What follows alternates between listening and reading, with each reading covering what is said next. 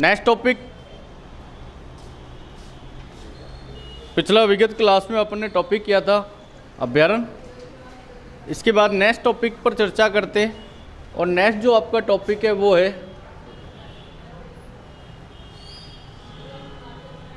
सिंचाई परियोजना। देखो, सिंचाई परियोजना जो टॉपिक है, सिंचाई परियोजना, सिंचाई के साधनों से की अगर बात करें, सिंचाई परियोजना, देखो सिंचाई के साधन कौन कौन से होते हैं। पहली बात तो राजस्थान में सिंचाई के साधन 3 प्रकार के, एक तो है कुएं नलकूप, एक है नहर, और तीसरा है तालाब। राजस्थान में 3 प्रकार के सिंचाई के साधन हैं, कुएं नलकूप, नहर और तालाब। संपूर्ण राजस्थान में नदियों से सिंचाई कार्य नहीं होता। सबसे ज़्यादा राजस्थान में जो सिंचाई का कार्य होता है वो कुएं नलकूप, नहरीकरण से और तालाबों से। राजस्थान में नित्य वाहिनी नदी एक ही है, चंबल। उसके अलावा नित्य वर्ष वाहिनी नदी नहीं है, जो कभी यदा कदा आ जाती है बारिश के समय। हमेशा उनका पानी बहाव में नहीं आता, इसलिए सिंचित भूभाग को सिंचाई नहीं करती। नहरीकरण का माध्यम है कि नित्य वाहिनी नदियों से नहरों को जोड़ दिया गया, जिसके माध्यम से नहरीकरण से सिंचाई कार्य होता है। राजस्थान में 3 प्रकार से कुएं नलकूप, नहर और तालाब। कुएं नलकूपों से सबसे ज़्यादा राजस्थान में जो सिंचाई होती है वो होती है जयपुर जिले के अंदर। जयपुर के बाद अलवर में भी सिंचाई कार्य होता है। जयपुर, अलवर सर्वाधिक, पहले नंबर पर सर्वाधिक कुएं नलकूपों से जो सिंचाई कार्य होता है वो होता है जयपुर में, सेकंड नंबर अलवर में। नहरीकरण से सर्वाधिक सिंचाई राजस्थान के अंदर जो होती है वो होती है गंगानगर, उसके बाद हनुमानगढ़। गंगानगर हनुमानगढ़ का जो भूभाग है उसमें सबसे ज़्यादा नहरीकरण से सिंचाई कार्य होता है, और राजस्थान में तालाब से सर्वाधिक सिंचाई कार्य होता है वो भीलवाड़ा जिले में होता है। आज लगभग राजस्थान में जो सिंचाई परियोजना है वो 3 प्रकार की है। एक वृहद सिंचाई परियोजना, एक मध्यम सिंचाई परियोजना और एक लघु सिंचाई परियोजना। वृहद सिंचाई परियोजना वो होगी जो 10,000 और 10,000 से अधिक हेक्टेयर क्षेत्र को सिंचित करती हो। 10,000 या 10,000 से अधिक हेक्टेयर क्षेत्र को सिंचित करने वाली जो सिंचाई परियोजना है उसको बोलते हैं वृहद सिंचाई परियोजना। जो 2,000 से और 10,000 तक के हेक्टेयर क्षेत्र को सिंचित करती है उसको बोलते हैं मध्यम सिंचाई परियोजना, और जो 2,000 से कम हेक्टेयर क्षेत्र को सिंचित करती है उसे बोलते हैं लघु सिंचाई परियोजना। राजस्थान के अंदर सबसे पहली सिंचाई परियोजना कौन सी है? राजस्थान में सबसे पहले कौन सी सिंचाई परियोजना अस्तित्व में आई? इंदिरा गांधी, गंगनहर, और कोई? चलो कोई दिक्कत नहीं। सबसे पहले जो सिंचाई परियोजना अस्तित्व में आई राजस्थान में सबसे पहली सिंचाई परियोजना है जिसका नाम है गंगनहर। ये गंगनहर जो परियोजना है, ये गंगनहर राजस्थान की पहली सिंचाई परियोजना है। राजस्थान के अंदर प्रथम सिंचाई परियोजना, राजस्थान की प्रथम सिंचाई परियोजना है, और पूरे वर्ल्ड के अंदर, राजस्थान ही नहीं पूरे विश्व की सबसे पहली पक्की नहर परियोजना, पक्की नहर परियोजना। पूरे वर्ल्ड के अंदर पहली पक्की नहर परियोजना भी कौन सी है? गंगनहर। और पहली सिंचाई परियोजना भी कौन सी है? गंगनहर। गंगनहर पहली सिंचाई परियोजना है, गंगनहर प्रथम सिंचाई परियोजना है, और विश्व के अंदर सबसे पहली पक्की नहर परियोजना है वो भी कौन सी है? गंगनहर। इस गंगनहर का जो निर्माण करवाया था वो निर्माण महाराजा गंगा सिंह महाराजा हुए थे, जिनका नाम था गंगा सिंह।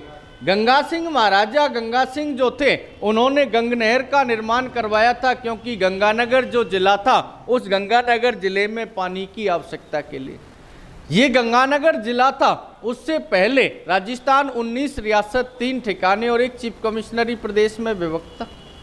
उन 19 जो रियासत थी उन 19 रियासतों के अंदर बीकानेर एक रियासत थी और बीकानेर रियासत के राजा कौन थे? महाराजा गंगा सिंह। बाद में गंगानगर जिला बना था तो गंगानगर इनके नाम पर बसाया गया था। बाकी के ये कि गंगानगर बीकानेर रियासत के राजा थे ये गंगा सिंह। इस गंगा सिंह ने गंगानगर जिले में पानी की आवश्यकता को देखते हुए सबसे पहली नहर परियोजना, राजस्थान में पहली नहर परियोजना इस गंग नहर को बनाया। और गंग नहर जो वर्ल्ड के अंदर सबसे पहली पक्की नहर परियोजना है, पूरे विश्व में सबसे पहली पक्की नहर जो परियोजना है वो है गंग नहर। आज इस गंग नहर की बात करें तो ये गंग नहर जो है गंगानगर जिले में पानी को लाने की पहल महाराजा गंगा सिंह ने की और इसके लिए इन्होंने चुन लिया किस नदी को? सतलज। कौन सी नदी पर? सतलज नदी पर। आज हम बात करें कि ये सतलज जो नदी है, ये सतलज नदी यहाँ कैलाश पर्वत है तिब्बती क्षेत्र में। तिब्बती क्षेत्र में जो कैलाश पर्वत है उस कैलाश पर्वत के अंदर मानसरोवर नामक एक स्थान है और मानसरोवर नामक स्थान पर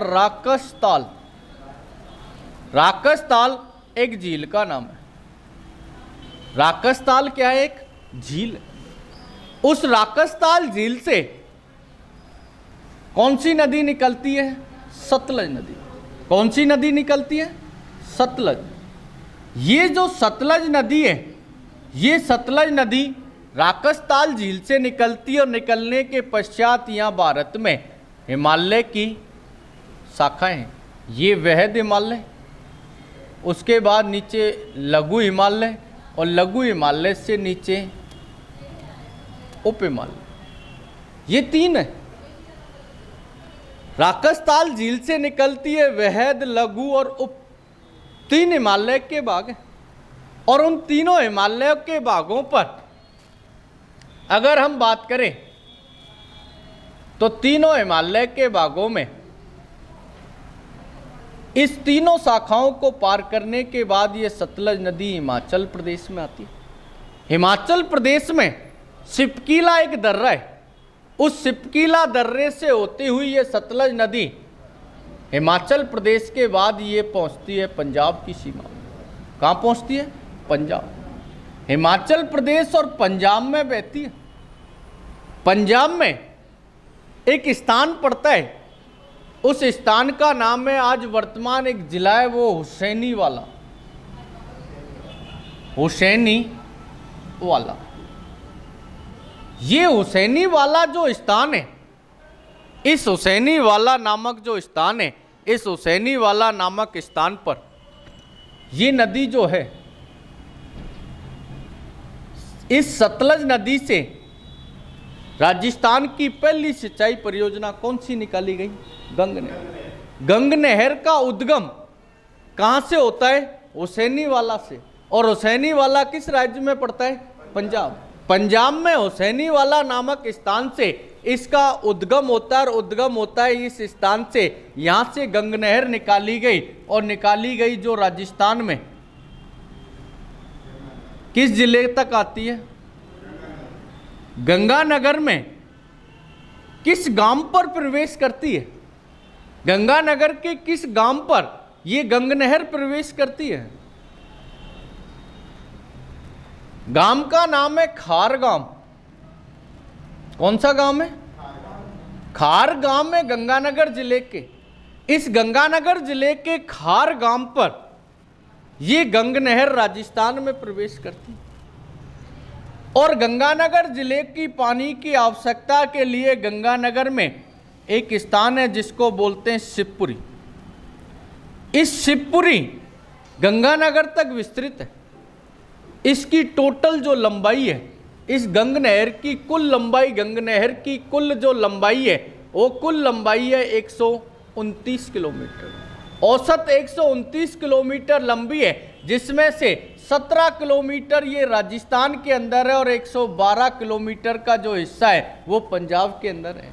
आज 129 किलोमीटर राजस्थान की पहली सिंचाई परियोजना राजस्थान की नहीं पूरे वर्ल्ड की सबसे पहली पक्की नहर परियोजना राजस्थान में अस्तित्व में आई, वो गंग नहर थी। महाराजा गंगा सिंह की देन थी कि गंगानगर जिले को पानी की आवश्यकता के लिए ये परियोजना ये स्टार्ट की गई थी, जिसका निर्धारण किस नदी से किया गया था? सतलज।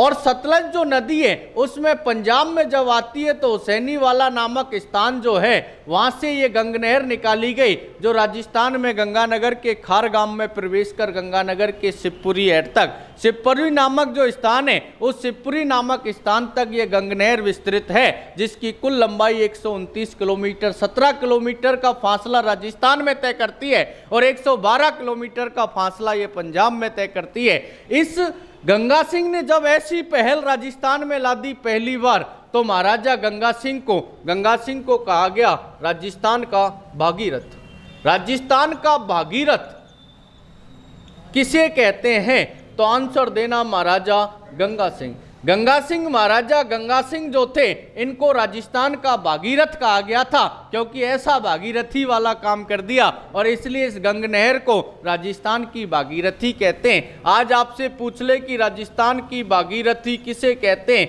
राजस्थान की भागीरथी किस नहर परियोजना को कहते हैं, तो वो कौन सी नहर परियोजना है? गंग नहर। और राजस्थान का भागीरथ किसे कहते हैं? तो महाराजा गंगा सिंह को राजस्थान का क्या बोल देते हैं? भागीरथ। तो नेक्स्ट बात करें, पहले लिखोगे, ये स्टॉप करो फिर आगे नेक्स्ट पे चलो।